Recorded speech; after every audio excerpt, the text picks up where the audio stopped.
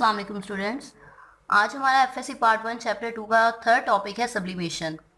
Sublimation क्या होता है, पहले तो थोड़ी सी इसके इंट्रोडक्शन देंगे कि सब्लिमेशन टेक्निक क्या है। जैसे कि हम ऑलरेडी लास्ट लेक्चर्स में मेंशन कर चुके हैं कि इस चैप्टर में हम एक्सपेरिमेंटल टेक्निक्स पढ़ेंगे, और एक्सपेरिमेंटल टेक्निक कौन सी, जो कि सेपरेशन टेक्निक्स है। जैसे हमने फर्स्ट वन देखा, filtration is a separation technique, second one crystallization is a separation technique. इसी तरह सब्लिमेशन भी क्या है हमारे पास, ये भी एक सेपरेशन एंड प्यूरिफिकेशन टेक्निक है। मीन्स यहाँ पे प्यूरिफिकेशन टेक्निक का भी जैसे हम रेफरेंस दे रहे हैं, तो इट्स मीन यहाँ पे हम किसी भी क्रिएट प्रोडक्ट को प्योरीफाई भी करेंगे और प्योरीफाई करने के बाद उसको सेपरेट भी करेंगे। जैसे कि यहाँ पे मेंशन है इसकी definition, it is a process in which a solid when heated. कि एक हमारे पास सॉलिड सब्सटेंस होगा, उसको हमने क्या करना है, हीट करना है, और हीट करने से इट वेपोराइज डायरेक्टली, कि जो सॉलिड सब्सटेंस है वो डायरेक्टली क्या हो जाएगा, वेपोराइज हो जाएगा without passing through the liquid phase, and these vapours can be condensed to form the solid again. Means जैसे कि इन शॉर्ट में आपको मेंशन करूं, एक नॉर्मल प्रोसेस क्या होता है, सॉलिड को हीट किया जाता है, वो पहले किस में कन्वर्ट होता है, लिक्विड में। लिक्विड को हीट किया जाता है, देन वो किस में कन्वर्ट होता है, गैस में। अब इस प्रोसेस में क्या होगा कि सॉलिड को जब हम हीट देंगे, ये डायरेक्टली किस में कन्वर्ट हो जाएगा, गैसियस फॉर्म में। और गैसियस फॉर्म कौन सी होगी, in the form of the vapours. और गैस को जब कूल किया जाएगा, यहाँ पे क्या मेंशन करते हैं कि सॉलिड को हीट करने से वो कन्वर्ट हो रहा है गैस में, और गैस को दोबारा बैक कूल करने से वो किस में कन्वर्ट हो रहा है, सॉलिड में। और जो बैक प्रोसेस, मतलब फर्स्ट स्टेप है हमारे पास हीट करना, और जो सेकंड स्टेप कूलिंग का प्रोसेस होगा कि जो वेपर्स है दोबारा से उसको हम कंडेंस कर रहे हैं, कंडेंस करके जब वो सॉलिड में आएंगे तो जो सॉलिड ऑब्टेन होगा वो हमारे पास प्योर फॉर्म होगी, और इस तरह से एक हम इम्प्योर फॉर्म से एक प्योर फॉर्म को क्या कर लेंगे, सेपरेट कर लेंगे। जैसे कि डेफिनेशन में यही मेंशन है कि without passing through the liquid, कि उसने लिक्विड में कन्वर्ट नहीं होना, डायरेक्ट किस में जाना है, वेपर्स में।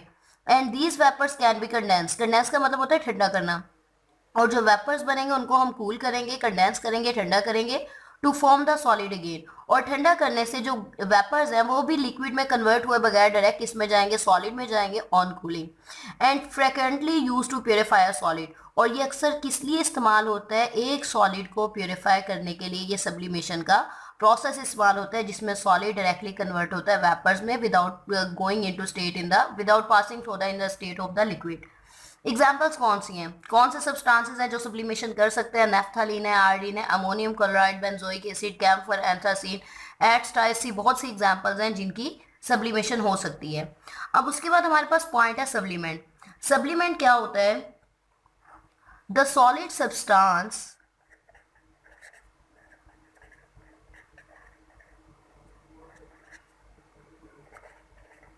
बीइंग सब्लाइम, मीन्स के वो सॉलिड सब्सटेंस जिसकी सब्लिमेशन होनी है उसको हम क्या नाम देते हैं, इज कॉल्ड एज अ सब्लिमेंट। ये चंद वो टर्मिनोलॉजीज हैं जो कि सब्लिमेशन में हमें याद रखनी चाहिए, कि वो जस्ट सपोज हम कहते हैं कि नेफ्थलीन है, नेफ्थलीन की सब्लिमेशन होनी है तो ये क्या है, सब्लिमेंट है।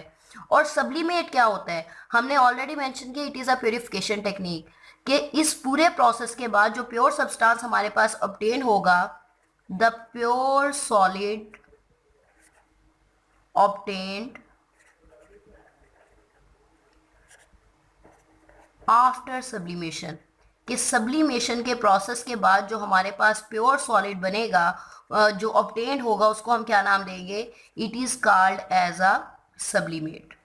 ठीक है, अब हम आते हैं इसके प्रोसेस पे। ये शॉर्ट सा टॉपिक है आपके पास। अब इसका प्रोसेस क्या होता है, यहाँ पे मैं मेंशन करती हूँ। फर्स्ट ऑफ ऑल, ये वो यहाँ पे रेड पिक से मैंने वो सब्सटेंस मेंशन किया है जिसकी सब्लिमेशन होनी है। ठीक है, ये इधर मैंने वर्ड यूज किया है क्रूड सब्सटेंस। क्रूड सब्सटेंस क्या होता है ये आपको पहले भी बताया हुआ है, लास्ट लेक्चर में हमने मेंशन किया था। क्रिस्टलाइजेशन में क्रूड सब्सटेंस वो होता है जो कि क्या होता है, इम्प्योर। इस इम्प्योर सब्सटेंस से हमने किसे सेपरेट करना होता है, प्योर को सेपरेट करना होता है। तो क्रूड सब्सटेंस है, उसको हमने सब्लिमेशन के लिए लेना है। किस में लेना है, वॉच ग्लास में हम क्या लेंगे, क्रूड सब्सटेंस लेंगे। इसके ऊपर जो फनल होती है, फनल की नॉर्मल शेप जो होती है वो इस तरह से होती है। हमने फनल को क्या करना है, इन्वर्ट करके रख देना, मतलब फनल को हमने उल्टा करके रख देना है।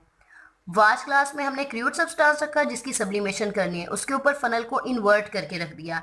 अब फनल के इर्द गिर्द हमने क्या करना है, वेट कॉटन जो रुई होती है, कॉटन होती है, उसको गीला करके साइड पे वेट करके हमने साइड पे स्टिक करवा देना है। और इसके ऊपर कॉटन प्लग मीन के कॉटन को वाटर में सोक करके हमने ऊपर उसका एज अ प्लग के तौर पे जो उसका पोर होगा या जो उसका इनलेट है उसके ऊपर हमने उसको फिक्स कर देना है। अब इसकी रीज़न क्या है, जैसे यहाँ से ये नीचे हमारे पास क्या है, बर्नर है। बर्नर से हम जैसे ही सब्लीमेट को या सब्लीमेंट को हम क्या करेंगे, हीट करेंगे।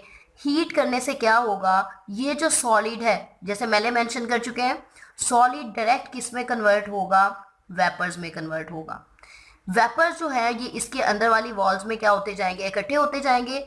लेकिन अगर हम साइड पे वेट कॉटन वूल यूज़ नहीं करेंगे तो ये जो वेपर्स हैं, वेपर्स एक्चुअल में क्या होते हैं, वेपर्स जो होते हैं ये हाई एनर्जी पार्टिकल्स होते हैं। मीन्स इनमें बहुत ज़्यादा एनर्जी होती है और इनको ठंडा करना ज़रूरी होता है, कूल करना ज़रूरी होता है। तो वो हम कैसे करते हैं कि ये जो हाई एनर्जी पार्टिकल्स हैं, बाहर हमने क्या अटैच की हुई है, कॉटन वूल अटैच की हुई है।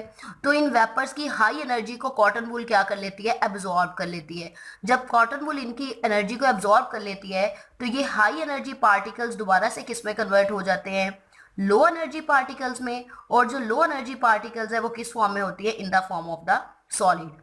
अब इसके बाद मैं मेंशन करती जाऊँ, यहाँ पे मैंने मेंशन किया कि क्रूड सब्सटेंस को हीट किया, इसके वेपर्स बने। वेपर्स की जो एनर्जी थी वो कॉटन वूल ने अपने अंदर एब्जॉर्ब कर ली और जो एनर्जी को एब्जॉर्ब करके वो क्या हो गए, जो वेपर पार्टिकल थे वो लो एनर्जी उन्होंने अटेन कर ली और वो दोबारा किस में कन्वर्ट हो गए, सॉलिड में।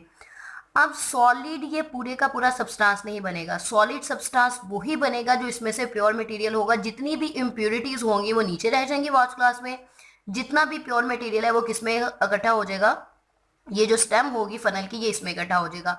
और एट द एंड हम क्या करेंगे कि जस्ट सपोज यहाँ मैं मेंशन कर दूं कि ये है, ये क्या होती है, स्टेम होती है फनल की। जितने भी ये सपोज कर दें कि ये सॉलिड फॉर्म में इसके अंदर ही एक प्योर सब्सटेंस जो था वो इकट्ठा हो चुका है। फिर क्या किया जाएगा, बर्नर को ऑफ कर देते हैं प्रोसेस के बाद। बर्नर को ऑफ करके कुछ देर के लिए इसे ठंडा होने के लिए रख दिया जाता है। देन हम फनल को उठाते हैं और फनल को उठाने के बाद इसके अंदर जितने भी सॉलिड पार्टिकल्स होते हैं, सॉलिड पार्टिकल्स हम कह सकते हैं, सॉलिड सब्सटेंस कह सकते हैं। और असल में सॉलिड सब्सटेंस वो होता है जो कि एक प्योर मटेरियल होता है। अब इस प्योर मटेरियल को क्या कर देते हैं, स्पैचुला की मदद से या स्क्रैच करके हम क्या कर लेते हैं, ऑब्टेन कर लेते हैं। और एंड प्रोडक्ट हमारे पास क्या आ जाती है, एंड प्रोडक्ट में हमारे पास प्योर सब्सटेंस आ जाता है जिसको हम क्या नाम देते थे, this one is called as a सब्लीमेट।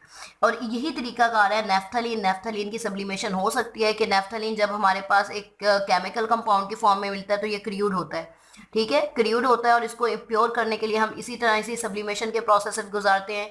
Same process iodine के साथ किया जाता है। ये एक प्रैक्टिकल पॉइंट ऑफ व्यू से होता है और ये एक शॉर्ट क्वेश्चन है आपके पास इंपॉर्टेंट। ऐसा ही एक्सटेंसिव में तो नहीं आता लेकिन एक शॉर्ट क्वेश्चन है इंपॉर्टेंट। इसमें जस्ट इसका प्रोसीजर माइंड में रखना होता है, डेफिनेशन और इसकी चंद एक एग्जांपल। यहाँ पे हमारा सब्लिमेशन का प्रोसेस होता है कंप्लीट। अगर बेटा इसमें से कोई भी आपका क्वेश्चन हो तो आप कमेंट सेक्शन में पूछ सकते हैं।